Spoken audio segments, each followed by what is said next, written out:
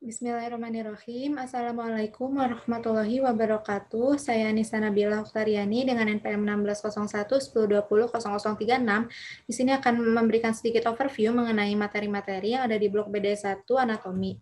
Baik, yang pertama adalah mengenai pembelahan sel. Dapat dilihat di gambar yang sebelah tengah merupakan gambaran dari sel gamet pria atau yang disebut dengan sperma, dan gambaran di sebelah kanannya merupakan gambaran dari sel gamet wanita atau yang disebut dengan ovum. Dan kedua sel gamet ini terbentuk karena adanya proses pembelahan sel yang disebut dengan meiosis.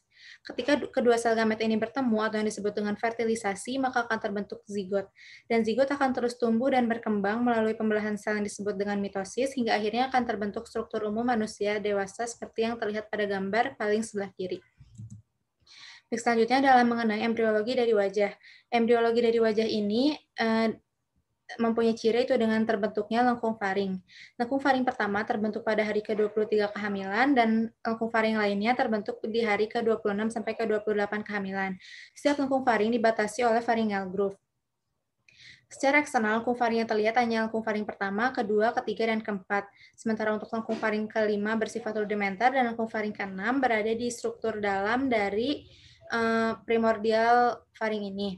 Setiap lengkung faring mempunyai komponen-komponen penting seperti arteri, lalu selanjutnya otot yang nantinya akan berdiferensiasi menjadi otot di sekitar wajah dan kepala, dan selanjutnya adalah cartilago, dan yang terakhir merupakan saraf. Untuk lengkung faring pertama dipersarafi oleh nervus maxillaris dan nervus mandibularis, untuk lengkung faring kedua dipersarafi oleh nervus facialis, untuk lengkung faring ketiga dipersarafi oleh nervus glossopharyngeal, dan untuk lengkung faring keempat dan keenam dipersarafi oleh nervus vagus. Lalu selanjutnya, pada minggu kelima kehamilan akan terbentuk tonjolan-tonjolan wajah, yang nantinya yang pertama merupakan yang berwarna hijau merupakan frontonasal prominence, yang nantinya akan membentuk forehead dan bridge of nose. Lalu selanjutnya adalah medianasal prominence, yang nantinya akan membentuk midline of nose dan juga philtrum of upper lip. Lalu selanjutnya adalah lateral nasal prominence, yang nantinya akan membentuk alley of nose. Lalu yang berwarna kuning merupakan maxillary prominence, yang nantinya akan membentuk cheek dan juga lateral of upper lip. Dan yang terakhir adalah yang berwarna biru, atau mandibular prominence, yang nantinya akan membentuk lower lip dan juga jaw. Baik, sekian yang bisa saya sampaikan. Untuk kurang dan lebihnya mohon maaf.